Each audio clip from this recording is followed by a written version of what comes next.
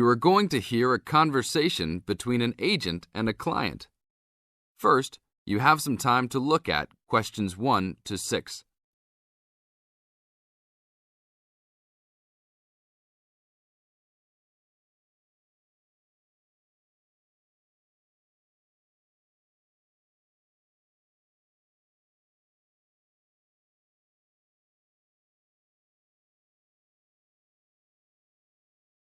Now listen to the tape and answer the questions. Hello? Hi, good morning. Are you open yet? Yes, we are. Come in. Would you like to rent an apartment in the city? Well, kind of. I'd rather rent one near the harbor if possible. Oh, okay. Do you like the water? Yes, I do, but I actually repair sailboats for a living, so I'd like to be close to work. That's understandable. We all want to live close to work. Well, I think I have something near there. How many rooms would you like? Just one. I'm alone. But I would like to have an extra room for my dog. So you'd like 2 rooms and an apartment that accepts animals. Here's one. It's 1 block up from the harbor and renting for $445. How's that? That's perfect. Just what I was hoping to pay. What floor is it on? Floor? Oh, it's on the 12th floor. That's too high. I'd like to be on the 1st or 2nd floor so that I don't have to use the elevator. My dog, he's scared of them. Oh, well then, that's a little more complicated. Let me make a few calls. Okay, I think I found a couple more for you. Here's one that might suit your needs. How much? $395 a month. That's cheap. But it's only a 1-bedroom, a large one, but it's still just 1 room. Oh, well, regardless of whether the room is small, I still need a separate room for my dog. What else do you have? Then I have a 2-bedroom for $565 on the 2nd floor that is a little further away from the harbor. How far? About a half mile, and they accept pets. That's a little more than I had planned on paying, but I guess I could look at it. What's the address? 224 Williams Avenue, Harbor Square. 224 Williams Avenue. Got it.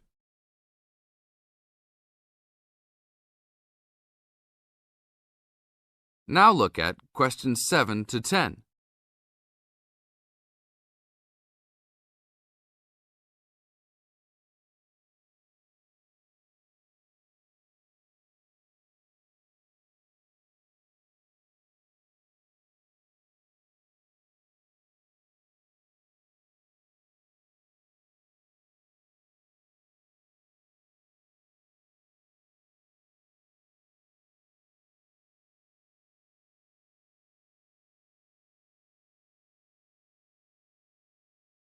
As the talk continues, answer questions 7 to 10.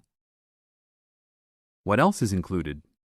Let's see, it has a washer and dryer, refrigerator and stove, a bed, dressers and shelves, and access to a swimming pool, game room, and gym. Ooh, I'll definitely take a look. Hi, how did you like it? It's great. I love the amenities, but the bed and furniture are awfully dirty. Can they replace those before I move in? Sure, that shouldn't be a problem. Anything else? Yeah. I didn't see anywhere to park my car. Is there a parking lot in the basement?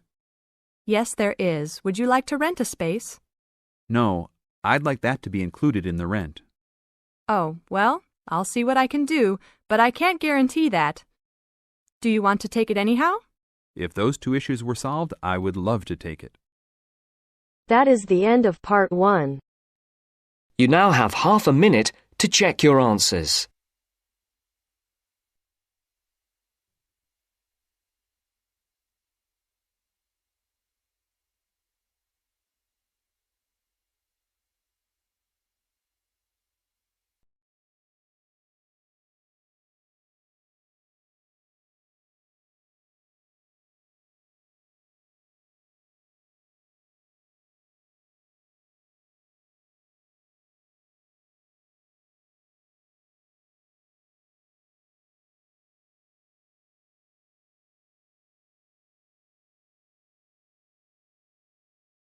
Now turns to Part 2. Part 2. Everyone knows that we have achieved a huge amount in terms of space exploration. First, you have some time to look at questions 11 to 16.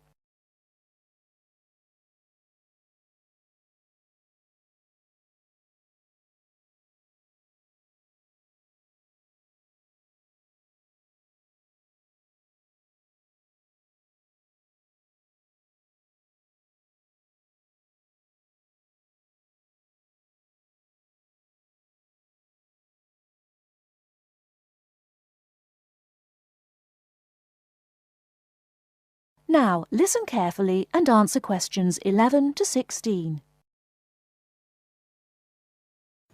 Everyone knows that we have achieved a huge amount in terms of space exploration. The space race between ourselves and Russia went on for nearly 20 years, but we were the first to land a man on the moon. At that time, the space race was very close, and the Russians very nearly got to the moon before us. For me, the most exciting invention, and the invention that really showed we were ahead in the space race, was the reusable space shuttle. It was first successful in 1981 and has since been used on many missions. The reusable shuttle can carry astronauts on space missions and can serve as a laboratory in which to conduct experiments. It can be used to transport equipment to space stations or to collect or repair satellites. The shuttle carries between 5 and 7 crew members. When a mission is complete, the shuttle fires thrusters, which propel it back into the Earth's atmosphere. It then glides down to make its landing. Before you hear the rest of the talk, you have some time to look at questions 17 to 20.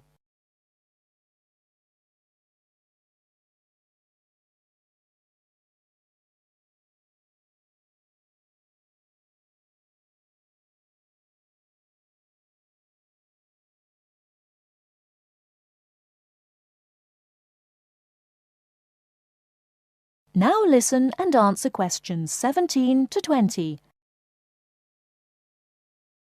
Although the remains of very early ovens have been found in many parts of the world, it was here that they were first used frequently in people's homes. In ancient Greece and in other parts of Europe and Turkey, people used ovens to bake bread. But it seems there was only one large oven that everyone shared. Here, the remains of villages from 5,000 years ago show that each mud brick house was constructed with an oven, and that baking bread and perhaps cooking meat was very common. The ovens were made of clay and shaped like a beehive. Inside they had shelves, so that a number of loaves could be cooked together, and an opening at the bottom from which ash could be removed. That is the end of Part 2. You now have half a minute to check your answers.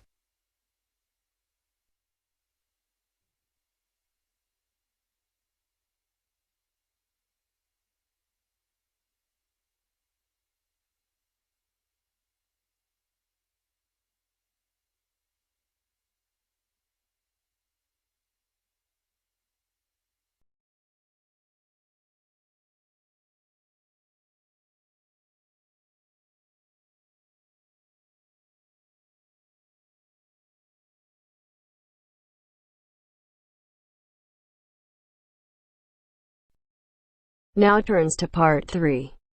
Part 3. You will hear a discussion between two work colleagues and their manager about the restructuring of their company. First, you have some time to look at questions 21 to 25.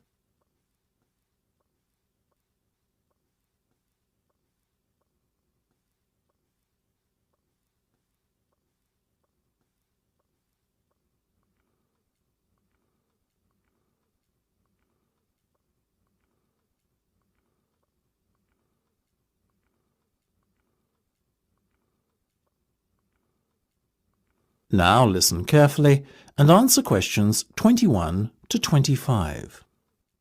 Come in, both of you. I believe you wanted to talk to me about something, is that right? Yes.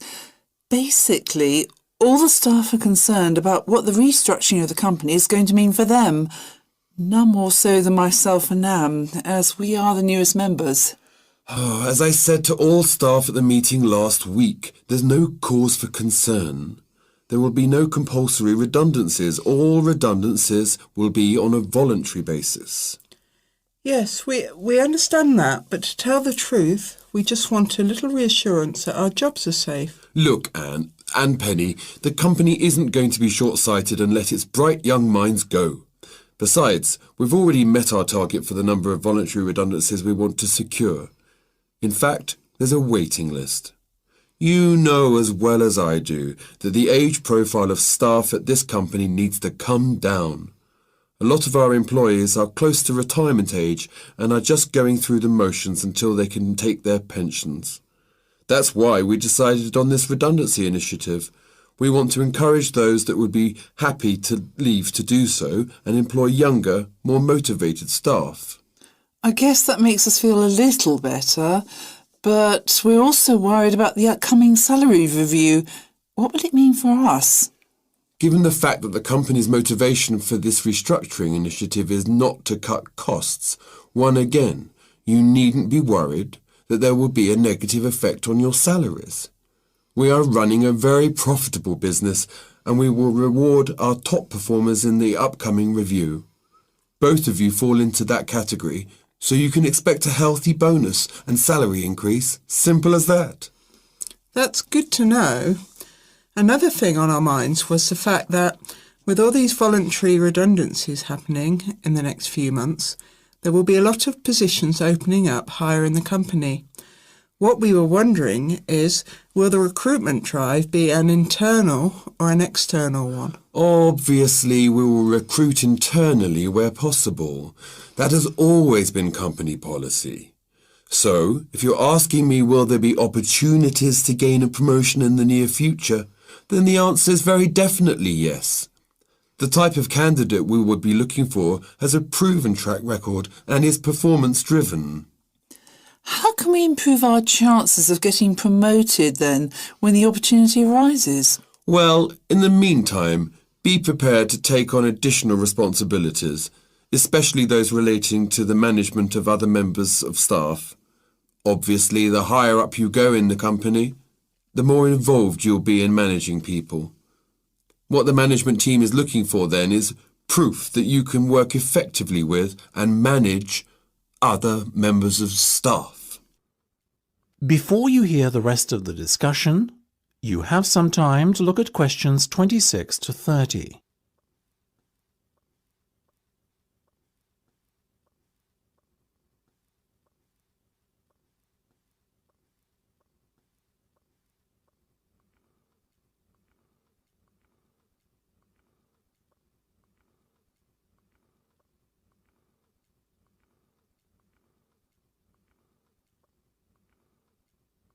Now listen and answer questions 26 to 30.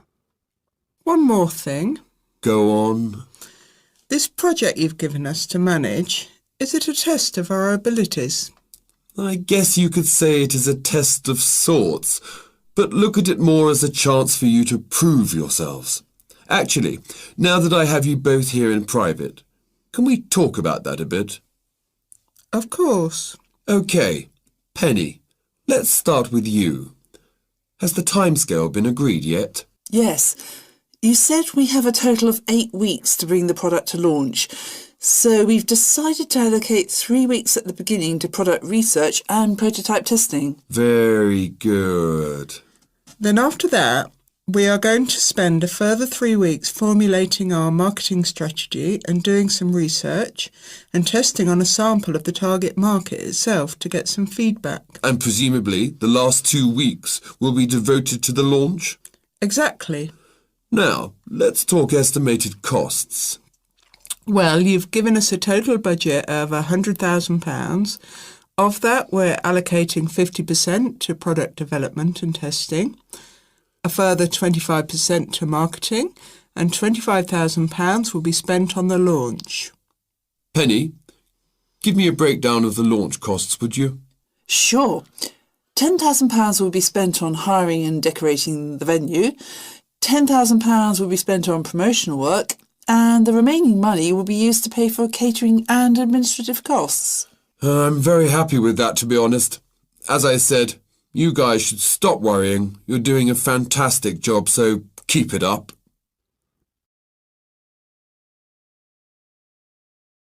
That is the end of part 3. You now have half a minute to check your answers.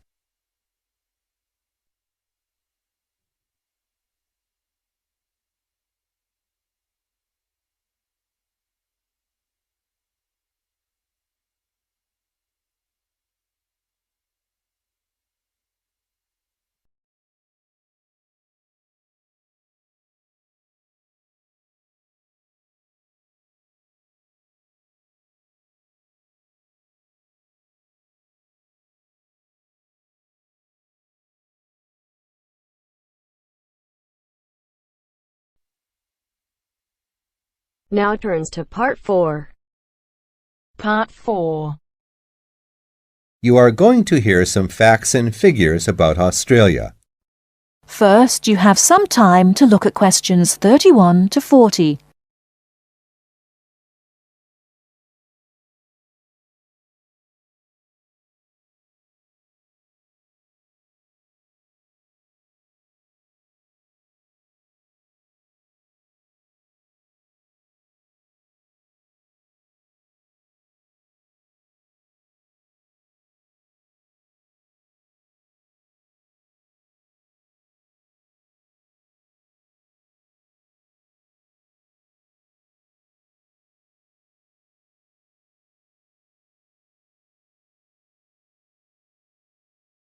Now listen carefully and answer questions 31 to 40. Now I should tell you that the country of Australia is made up of 6 states and 2 territories. These are the Australian Capital Territory, New South Wales, the Northern Territory, Queensland, South Australia, Tasmania, Victoria, and Western Australia. The national capital is Canberra. Right, let's turn to the Australian economy. Australia has a prosperous Western-style capitalist economy. Australia is a major exporter of agricultural products, minerals, metals, and fossil fuels. Commodity prices have a big impact on the economy. Australia suffered from the low growth and high unemployment typical of the OECD countries in the early 1990s, but the economy has expanded at reasonably steady rates in recent years. In addition to high unemployment, short-term economic problems include how to balance output and inflation and how to stimulate exports. The economy is made up like this: agriculture, 3.1%, industry, 27.7%, services, 69.2%. The labor force has a similar pattern. The total labor force is 8.2 million. 34% work in finance and services, 23% work in public and community services, 20% work in the wholesale and retail trade, 17% work in manufacturing and industry, and 6% work in agriculture. What are the chief industries of Australia? They are mining, industrial, and transport equipment, food processing, chemicals, and steel. What are Australia's main agricultural products? They are wheat, barley, sugarcane, fruit, cattle, sheep, and poultry. And who do we sell our products to? At present, our chief export market is Japan, which takes 24% of our exports. After that, South Korea takes 8%, and New Zealand and the U.S. each take 7%. In years to come, however, we expect China to become a significant trade partner. China already supplies 5% of Australia's imports. This is the same amount as New Zealand. Meanwhile, we take 1/5, in fact 22% of our imports from the US, 17% from Japan, and 6% from the UK. So what sort of things does Australia import? Well, we import a lot of machinery and transport equipment, especially computers and office machines, also telecommunications equipment, and in addition we have to import oil and petroleum products. So let's move to the subject of communications in Australia. We have an estimated 8.7 million telephones and 9.2 million televisions. There are some 134 television broadcast stations and 325 radio stations. The related subject of transport is naturally very important in such a big country as Australia. Let's look at highways first. There are two kinds of highways, paved and unpaved. Paved highways are regular roads with a permanent surface. But actually, we have more unpaved highways, around 60%, than paved, when all the country roads are included. In addition, Australia has a railway network of over 38,000 kilometers. But you'll probably find it hard to believe how many airports we've got. 10? 20? 50? No, the total is 443. Of course, this includes many short runways on farms and in the outback. There are only 9 airports with runways of more than 3,000 meters.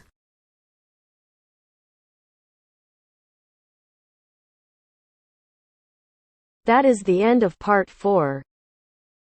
You now have half a minute to check your answers.